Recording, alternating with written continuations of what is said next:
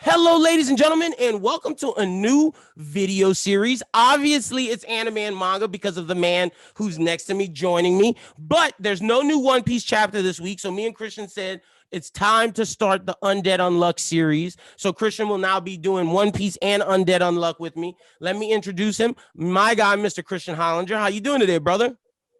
Doing well. How are you doing? I'm doing well, man, and I think the reason why we both were like, yeah, let's do this, no one's talking about it really on YouTube, so it's an open space. And B, I don't know how you feel, but I've said this on multiple platforms. To me right now, when it comes to Shonen Jump and Shonen Jump manga, number one is One Piece. Obviously, it's the best one in Shonen Jump. Number two is My Hero, which we will do videos on My Hero soon. But number three to me, which I think we need to do this before My Hero, is Undead Unluck, because it is the most original Shonen Jump property I've seen in a while. And to me, I have it over JJK. I have it over Black Clover. The quality is that good. Am I off on that? No. And, you know, I have to give credit to you because I did read the first two chapters when it first dropped. And I kind of bookmarked it, but, you know, I kind of just let it simmer. I kind of forgot about it.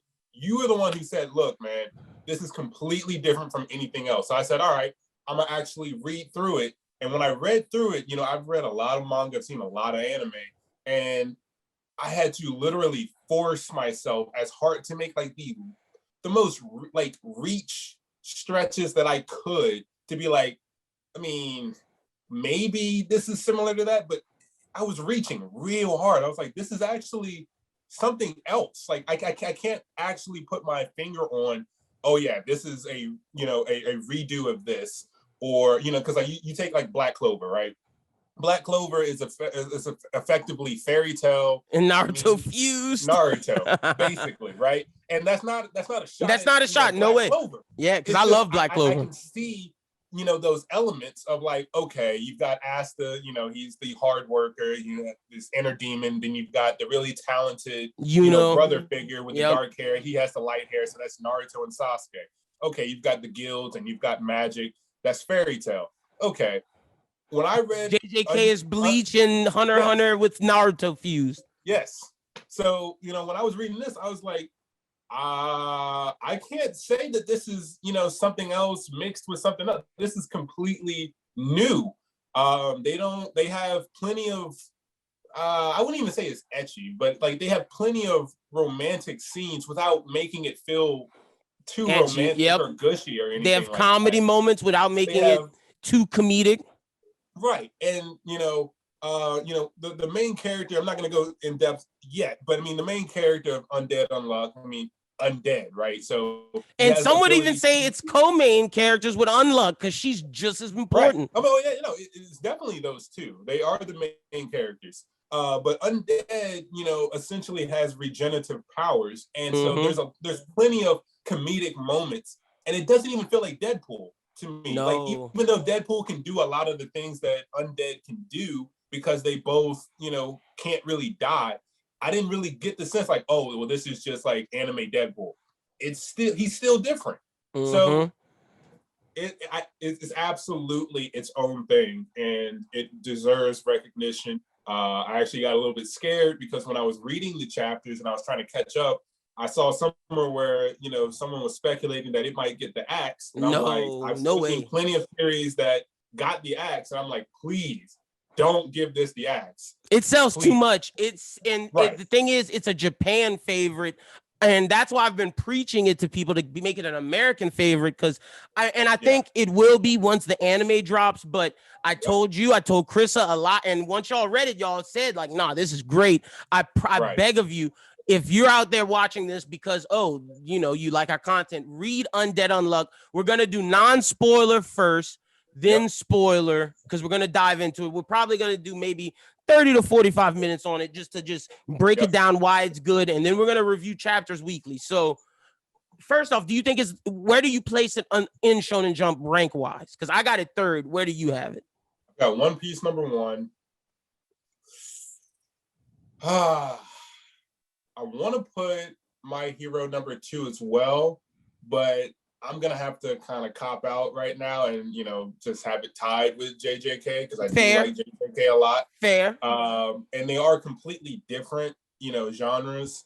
But as someone who started off, as a DC Marvel fan, there's no one else who's made superhero anime or manga the way that My Hero does. And I agree. That has a special place in my heart. Same. That's why I have it second. After that, yep. And after that, I'd have to say again,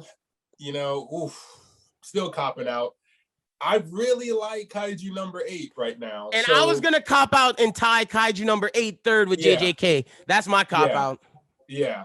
So I got 2 cop outs right now. I got Kaiju number 8, which still is, somewhat new. So, but it's great. I just really like it's one of those things where every time I read a chapter, I'm like, wait, give me a little bit more. Like, I already read through the entire, I got so invested. So Undead Unluck and for me, Kaiju number 8 give me that feeling of like, when I finish a chapter, I'm like, I read through that too fast. Like I need some more now. Yep. And I said third. I meant I have Kaiju number 8 and JJK tied at 4th, just to clarify. But the thing with Kaiju number 8 is they were smart by taking, okay, we're going to give you a bunch of young side characters, but the main character is a 30-something-year-old person. So it makes it to where people who've grown up on manga, I finally have a character I can relate to. And that's what's great about Kaiju number 8. But we're not doing a Kaiju number 8 video. Yep. This is Undead Unluck. So let's get into it. Non-spoiler first.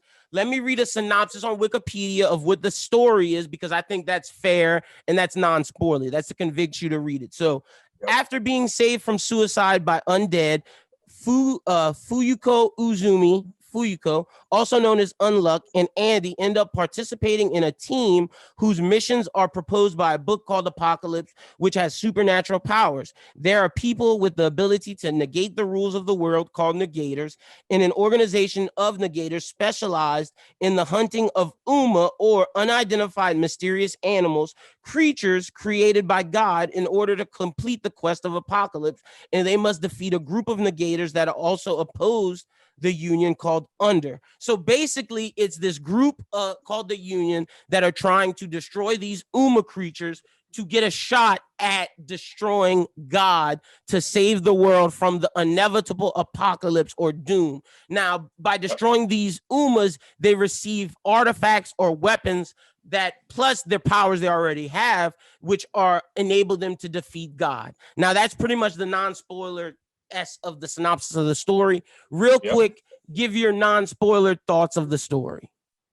So my thoughts on the story is, aside from the synopsis that you just gave, this story is very interesting because it takes a lot of the components that you're used to in a lot of manga and it kind of flips it on its head. So, just looking at the cover of it, you're going to see both of the main characters, and there's definitely a bond that they have, and the story is going to be essentially encompassing them growing together, but not in the stereotypical way that you're used to whenever you look at a male protagonist, a main lead male protagonist, and a main lead female protagonist. So to me, the combination of it is great. The way that the power system also works is great. So it's going to make you think. It's going to surprise you in some of the ways that these fights and this battle shonen plays out. So it's absolutely great. Yep. And look, to add to that, before we get to spoiler, I definitely think we've already said it's one of the most original stories, original power system, and that's all I'm gonna say non-spoiler wise, because everything else I have to say is spoilery, but I promise you should read it. We think it's great. Now let's get into spoilers in 3, 2, 1. If you're still listening to this and you haven't read, we're spoiling. Again, 3, 2, 1, spoiler. So the way I want to do this is, let's start off with the story element of it, and then we'll go through the characters, power system. That way we can do it. Okay, so but the story-wise, the fact that God has created, every time that these people fail at destroying one of his creatures, he bestows upon another I don't even know what what word they use, but it's another failure or another hardship that men have to deal with before the fall of the world, whether that's race, whether that's time, whether that's language.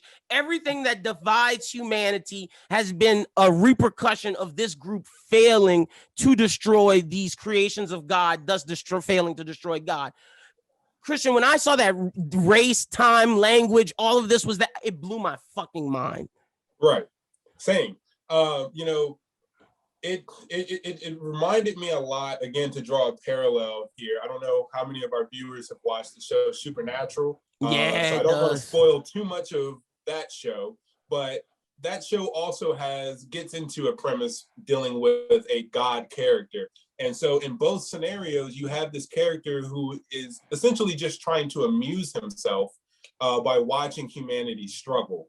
And so when you get into that, when you think about humanity, we as a people, almost everything that we do, we want to separate ourselves and find other people who are in that exact same niche. So, you have, people who look like you, same race, they talk like you, they look like you, they like the same things that you like. Well, sure, we think of these things as natural things, but what this manga is doing is it's saying at one point, it's not natural. Everyone was unified, not in, this monogamous, boring, monotonous is what I meant, not monogamous, but monotonous, boring, thing where it's like, okay, well, everyone's exactly the same. But these conditions are actual hardship. So sure, language is a beautiful thing, to learn a new language, learn a new way of expression.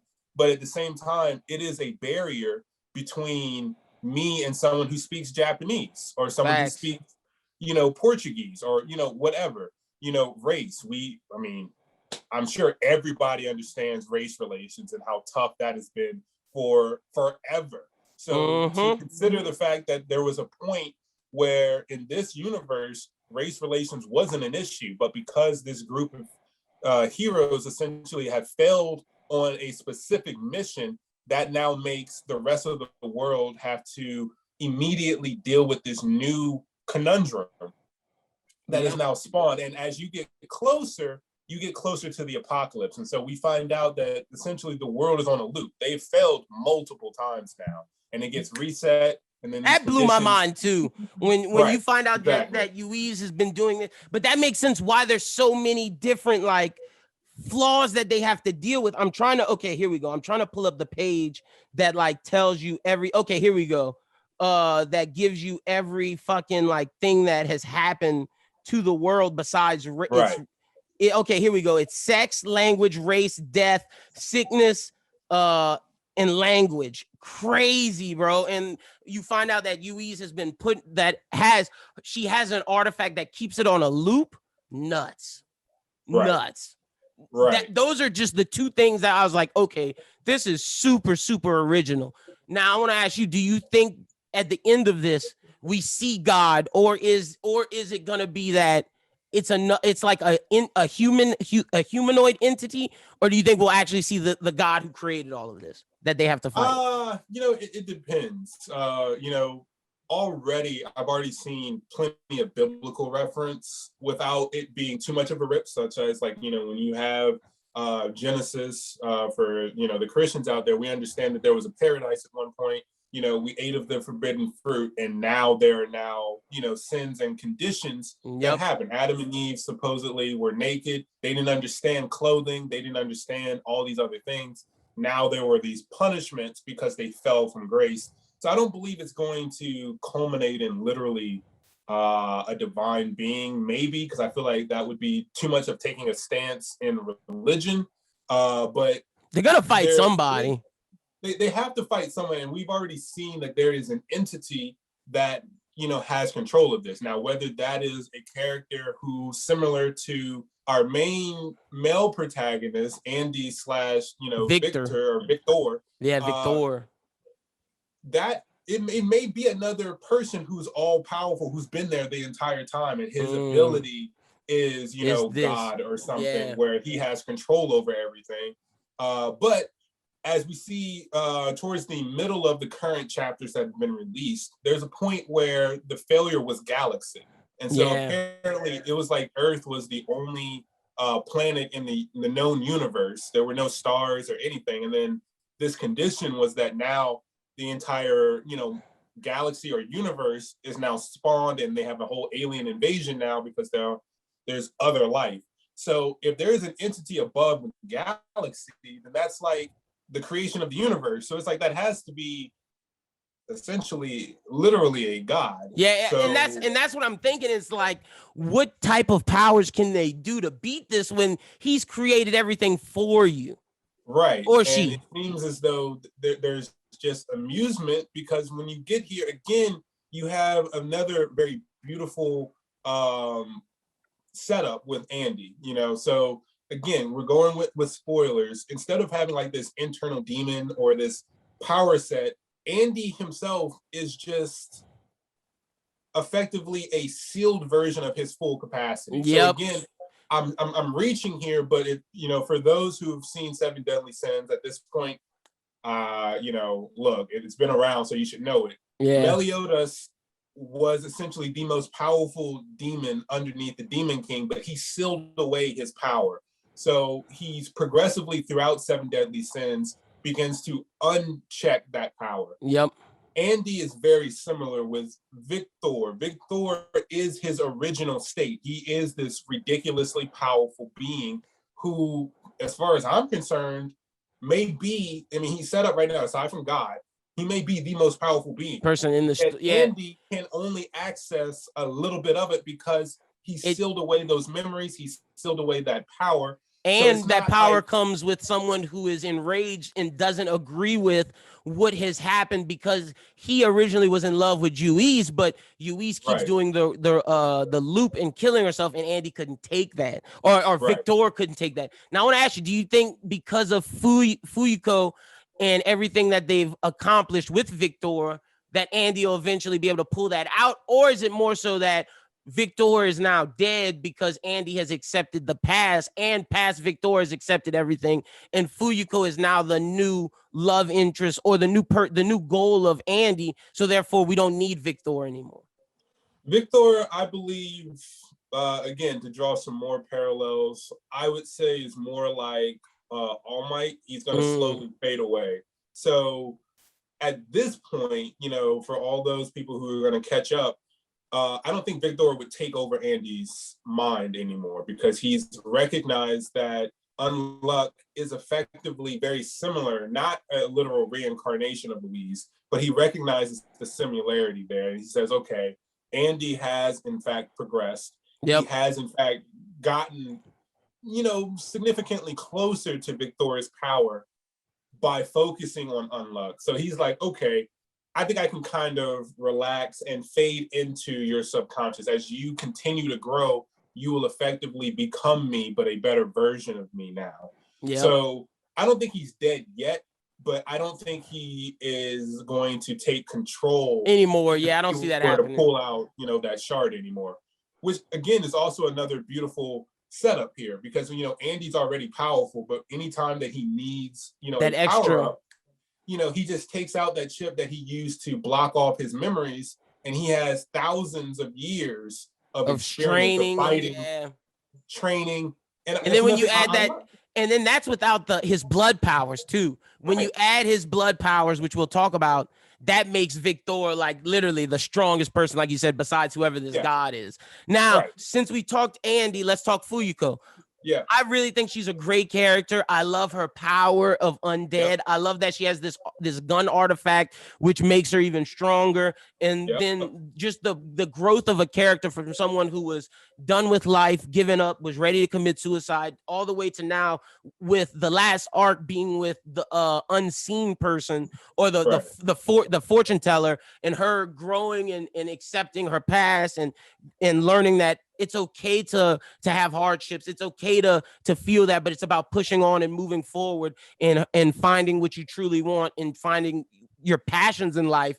And she figured that out. She wants to save the world, but more importantly, she wants to save Andy. Exactly. And the bond that these two have that's established in real love chapter is dope because like Yeah. at first you see, okay, so Fuyuko has almost a cursed existence. You know, she wants to experience a normal life, but if she touches someone after she breaks off contact, there's something bad that's going to end to them in a specified amount of time afterwards. And the more affection and the more love that she feels for that person, the worse that bad luck is. So she Or the more ended up, embarrassed. or the more embarrassed. So she accidentally, you know, I mean, I wouldn't say it's her fault because she didn't know, but I mean, she practically killed her family because, you know, she gave them a hug and a kiss on the cheek. And obviously she loved her parents. So when they got on that plane, it, you know, Exploded, that was it. yeah. So, you know, it kind of sucks. So you get this sense of like, okay, she finished her favorite manga series, which I also love the fact that, you know, she's reading a manga. She's an otaku. I loved it. And, you know, it's referencing a completely different genre in the shonen. So you get that, is it shoujo? Yeah, it's definitely shoujo. So she's a romance fan. Shoujo within a shonen manga. So I love that. And then she's like, okay, well, I've lived vicariously through my favorite manga. It's time to go. Then you got Andy who can't die. So he's like, okay, maybe if I can get you to fall in love with me after he finds out, you know, her ability, I can have the best death. That, then maybe you can kill me. And this, it gets sad because then later we find out that not even the world ending can kill him. He's been alive for all. But that talks about his growth because I don't think he wanted her to kill him at first, but I think now he doesn't want that at all. Yeah, like at first, yeah, he definitely wanted the sweet release of death. He was tired, but now he's like, you know what? No, like I love you. Yeah, I want to see you. Yeah, I want to see you enjoy your life, and I want to enjoy it with you. Exactly. Especially, you know, when we get into that fortune teller thing, and so we get that's the arc that really like pushed it over the edge of like, wow, this is great. Right. That for me was great because I mean, she goes in the past, she proves that she knows who Andy is, and then Andy we see slowly is like, okay, I understand now. Like, you were someone who's really, really important to me. You've told me about myself. You've changed my life. You care about my friends. You've changed who I am. Victor was straight up killing Unluck multiple times to get him out of his head.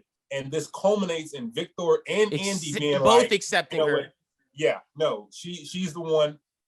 Andy, when you get out of this, you better make sure that, you know, you keep her safe. Because I got to a point where I just didn't care anymore. So I had to try and mercy kill my love because I was tired of her dying. And that's what I was about to say. I failed at protecting the person I love, who is Juiz. Right. You don't fail at protecting the person you love.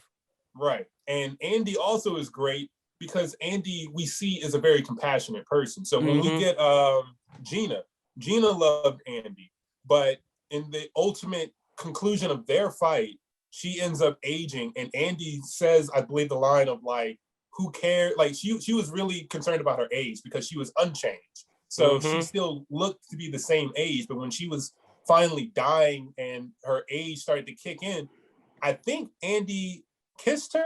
Yeah, he kissed on the cheek because she was dying. She literally, if you remember the Cowboy Bebop episode where they had the harmonica player who's the young guy, and then Spike shot him with the special bullet that aged him, that literally happened to her. As she ate, you see her go from youthful vigor to like fading away to dust. Right. And Andy says, like, I could care less about a few wrinkles. Like, you're still beautiful. And it's not in this like, oh, Andy's a player. No, Andy understood. He's a good person. Gina. Yeah. He understood Gina, and he said, look, I got to take you out because we need the spots. And you're not going to stop. So I'm sorry. But, hey, you were dope. You were cool.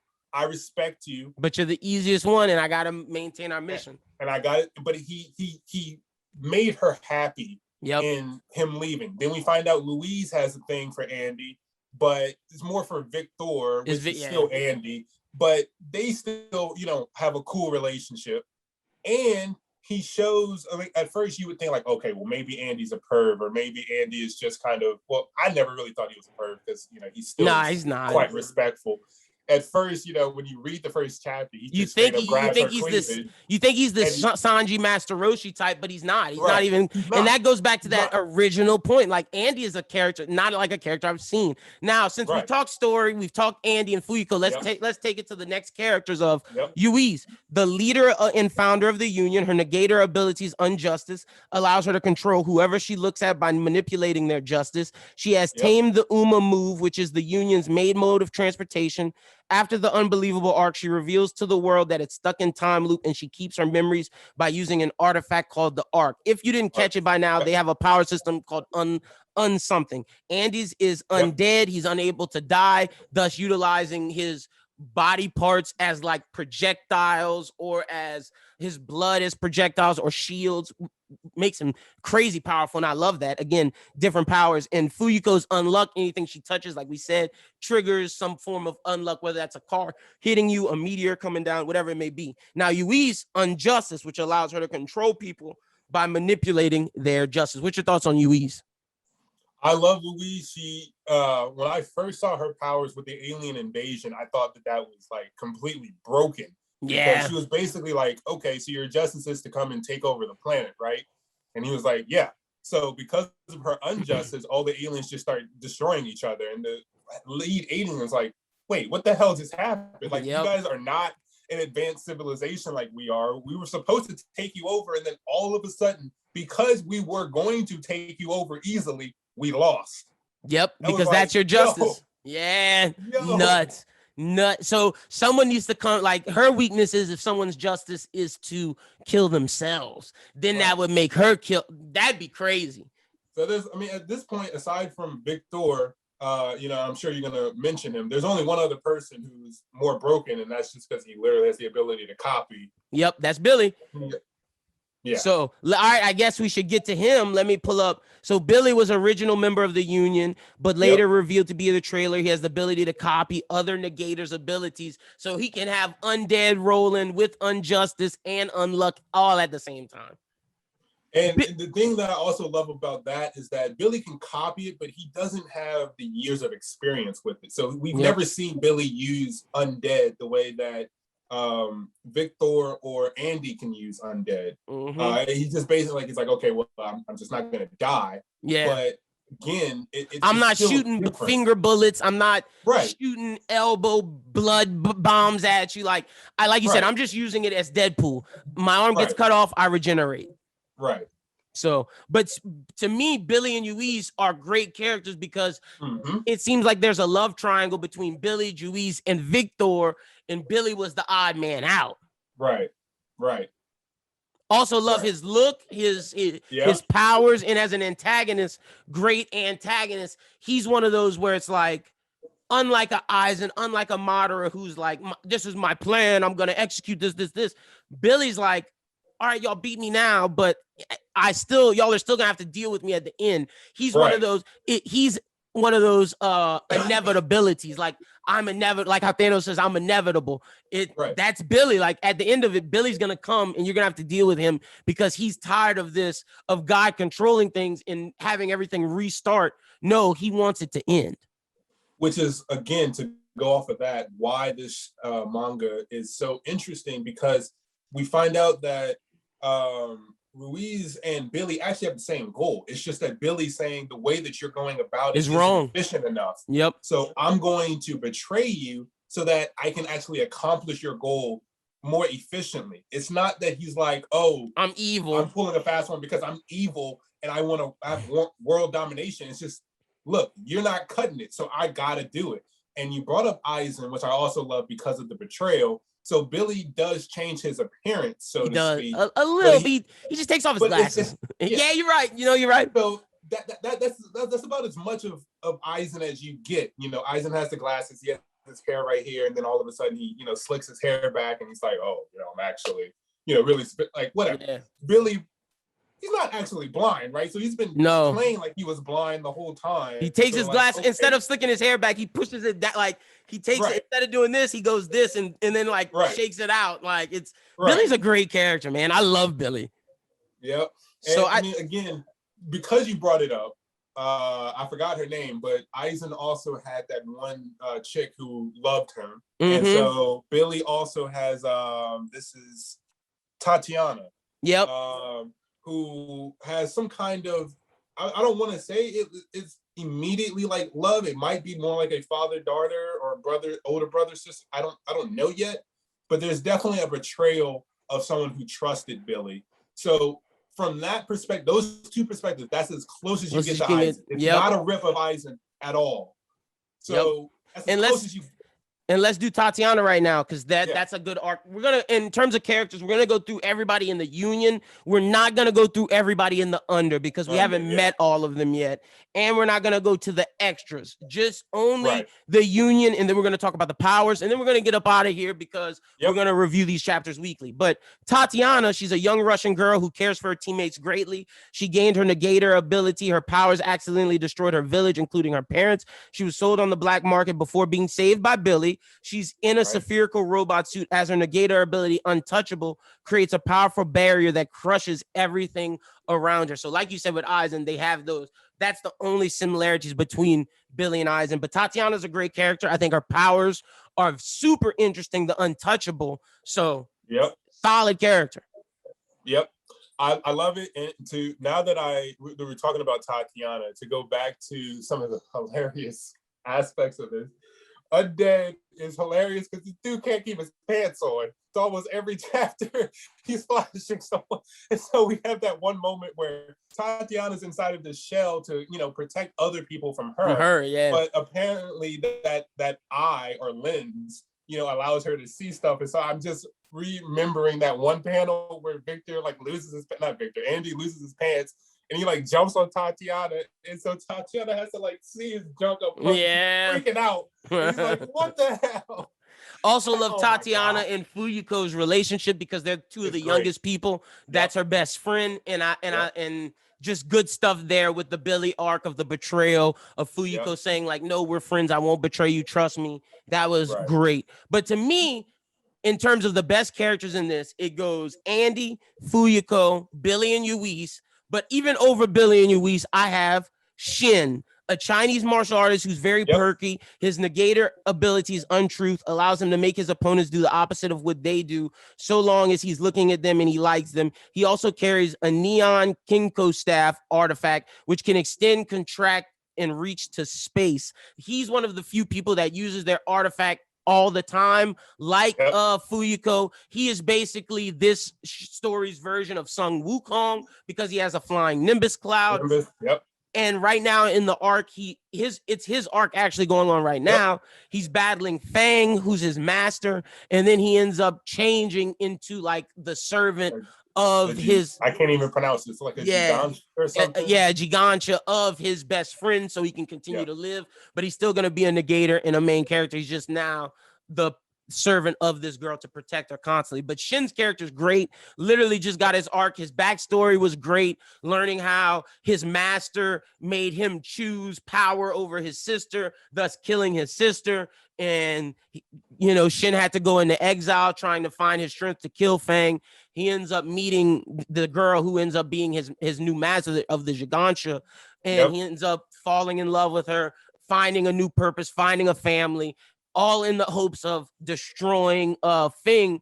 But I loved it so much was when he was like, yo, I got to do this alone. Andy, Fuyuko, and Mui, his girl, all slapped him and was like, have you not learned anything over this whole time? And he was like, damn, y'all are right. Right. And to go off of that again is beautiful because Shin kind of has that mischievous look. It reminds me a lot of, again, to make a reference to Bleach, but again, it's surface level. Both of them have that kind of coy smile. And so there's plenty of moments where Shin shows interest in Andy because he's like, oh, I'm gonna beat his ass. Not because he's plotting. No, he's like Goku in that sense. Really strong. And he's like, I want to fight strong people because I want to take down my master. So at first I'm reading it and I'm like, I got to keep my eye on him. He's going to portray someone because he seems to have some kind of ill intent, but in reality, it's not. He just wants to fight strong people. So I love that. I also love the fact that, again, he has to be fond of whoever he's looking at in order to cause his negator abilities to work. So when he uses it against Andy, it's because he admires him as someone who's extraordinarily strong, and he knows about Victor. And so that's he's why like, he couldn't use it on Fang. And he 'Cause can't he use it doesn't- on Fang. Yep. Because as soon as he found this shit out, he was like, I hate you. So he And what a can't good do it. villain for Billy's organization. That's the Right. only person of the Under we'll talk about. But Fang, a martial artist who is Shinzo a mentor, his ability increases the force of his attacks. Great character. I'm super interested to see how they beat him. I mean, now that Shin, that's more of a chapter review scenario, so I'm gonna actually save that. Yeah, we can save it for next week. Yeah. So, I definitely enjoyed that aspect, because anytime you get the whole like evil master thing, it's always great. It always works out great for the pupil versus the master. So that was beautiful. The relationship between his deceased sister, I believe it was May, and his new girl now is Mui, which is, the only difference is the U and the E. So you can tell that it's very similar, but that whole setup was beautiful because he has to come to the realization like, yo, like every time I look at you, you do the opposite. And you think it's because like it only works on people who are strong.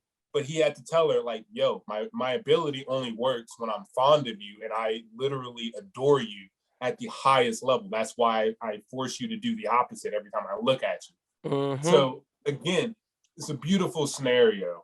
And I just love that he's a Sun Wukong, another one to join the Luffy Goku family of Sun Wukong. And I think it's perfect with the pole, his strength, the I love everything about. Like I said, to me, my favorite characters in this are obviously Andy and Fuyuko, but outside of those two, it's Shin. It's Shin, yeah. And it's not ripping too hard off of Goku, because we already know that the Nimbus and what do you call the power pole? The power pole is not unique to Dragon Ball. That is it's Chinese lore within the Chinese lore. So it's not really ripping Dragon Ball at all. Nope. It is a reference to Sun Wukong, and you can tell that Shin himself is someone who has essentially, without like transformations or anything, he is the Sun Wukong. He is the martial arts champion. So I love that aspect in that sense. I think the next character we should talk about before I just run through and list the other union, because after Shin and Tatiana, the rest of the union's not really that important yet. They haven't had their arcs, but the most important negator is Akira Kuno, a manga artist who wrote To You From Me, which is Fuyuko's favorite manga. And Akira is a negator with the ability of unknown, which causes his entire existence to be unnoticed. He has a G-Pen artifact that allows him to bring his drawings to life, and thus he is the one who trained Andy and Fuyuko to make them unlock their abilities, have their training arc, which we talked about is one of the better arcs in the story. Yep. And he made Fuyuko's manga, which thus set up everything for Fuyuko and Andy to be the saviors of the world, because it's through his story that he's been writing, which is crazy. And without going too much into Under, it seems as though who's the that one guy who teamed up with Andy and Fuyuko he's the most important Under one. He's the it's is it Rip with Unrepair? Yeah. It's Rip. Yeah. So second coolest villain too, by the way. We'll talk about Rip another time, but he's great. We know that Rip is going to be ridiculously important because Akira is saying like, yo, me and my mom, we loved your character. Like when I was drawing you out, like you are one of the cool heroes. So he's going to be someone who flips. Opposite side, yeah, we know he's going to flip, but he has his own agenda. So he's like, okay, here we can team up because, we need to defeat Autumn, but I'm still moving on my own terms. Anti-hero. I will team up with you. Yeah, so he's a great anti-hero. I might as well read about Rip, since that'll be the only under person we talk about. A former surgeon turned killer. His negator ability is Unrepair, negates the ability to heal. He also has the Blade Runner artifact, which allows him to create blades when he kicks. He was apparently killed by Andy, but resurrected into a younger body by unknown means. He now has his body back. Super cool, like literally cool look to him. Suit, a little robot eye thing. Super dope character. Right.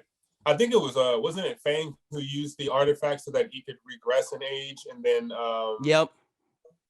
So we know that Fang was like old, so now he's in his prime again. In his and then prime Rip, years, yep. Was turned back into a child until Akira reversed that It's again to rip back into his prime, and Yep. then yeah. Akira And Kuno is if one of I'm- the better characters in the story. Like, he's great character. If I'm not mistaken, I might need to reread this, but the Akira that we saw was the drawing of Akira, right? So Akira, is he actually dead, or did his drawing die? I think his remember, I think his Akira draw has black hair like his mom, but I think his drawing died. Yeah, that's what I'm saying. But Yeah. no one else, like they said, like, well, now that he's unknown, like We will never see no him. way that anyone else can interact with him because the G pen's broken. So Yep. he's technically alive, but he's living in what you would imagine would be hell, which goes back to, you know, God. God broke down and said, He's kind of in you purgatory almost. The basically in between, like, right. And I mean, and that really shows you the sense of humor of the final protagonist in this God character, because he's like, okay, I'm gonna give you this G pen that's gonna allow you to see the future, see how things are gonna end, but it'll break. but you can't communicate with anyone. No one's Yep. gonna know you exist anymore.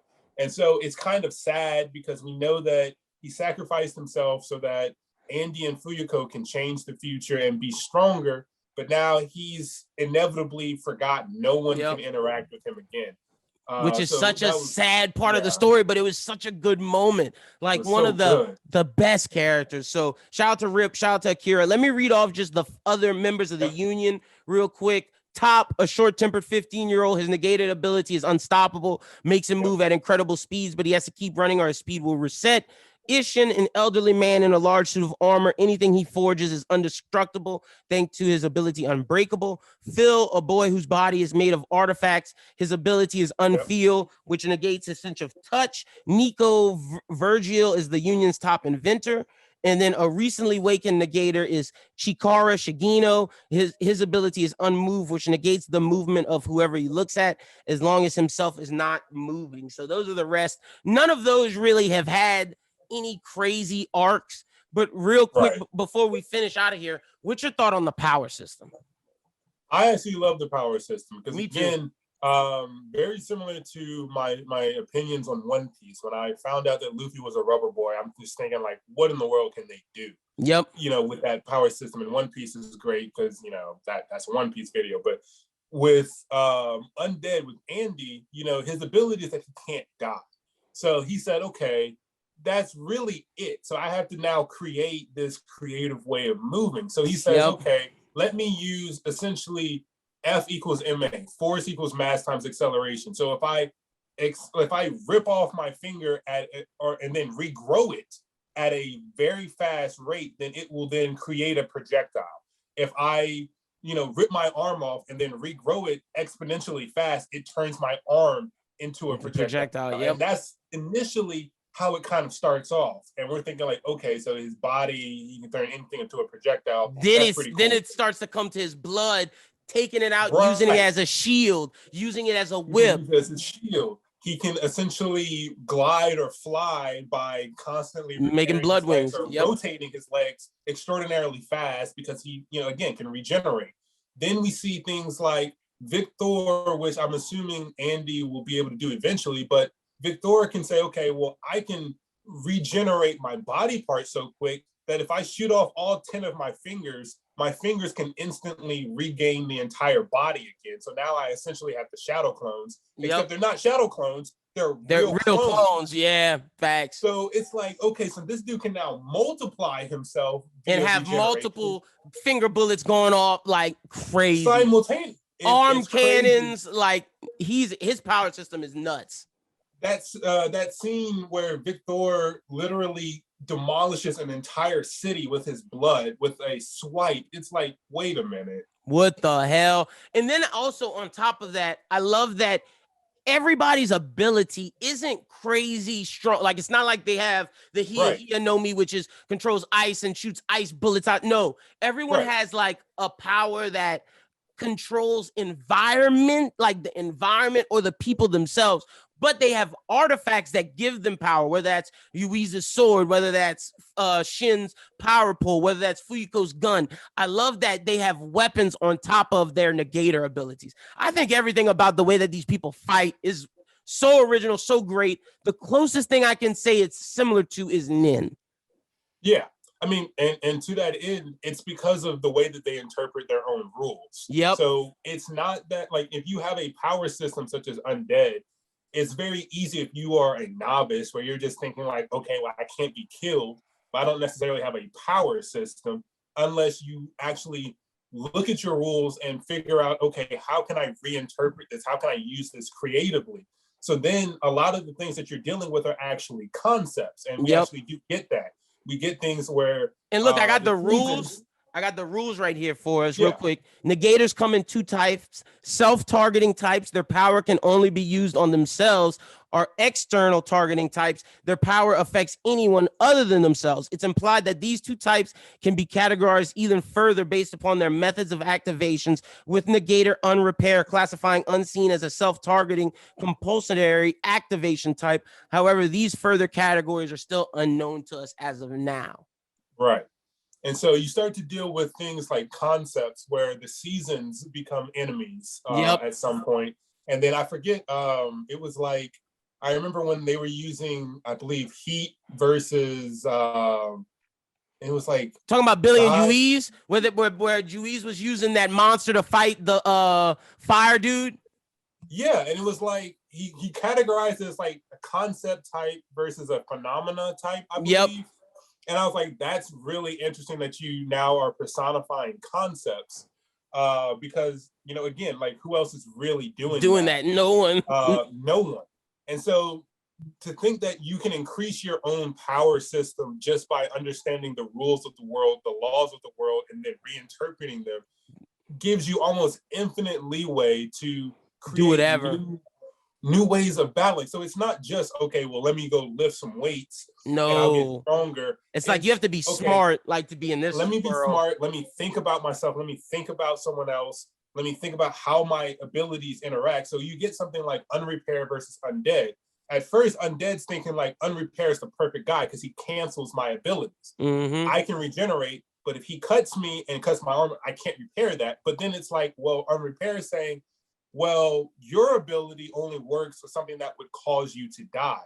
So if I were to break like a bone, which would not be necessarily lethal to you, then you can't use that arm if I dislocate your shoulder. And that's what Fing just discovered. That's the recent chapter. Fing broke his two shoulder bones, and he can't do anything. That's the way you beat Andy. And that crazy thought, like, no one in the show's dumb. Like this show, like this story, everyone is on a higher thinking because you have to be in this. And then the fact that you add artifacts to this, which are mysterious, powerful objects that grant different strengths depending on the item, whether it's the staff, which grants Shin the ability to reach super long distances. It's crazy. It is crazy. And to that end, you know, so Andy picks up an artifact. He has the unbreakable sword. I love the fact that because, again, he can regenerate, he doesn't bother sheathing his sword. He just literally sticks the sword into his arm. I know as a swordsman lover, you love that. I love it. And coats it with his blood. His blood into a blade as well. So it's like, I mean, he doesn't even really need unbreakable.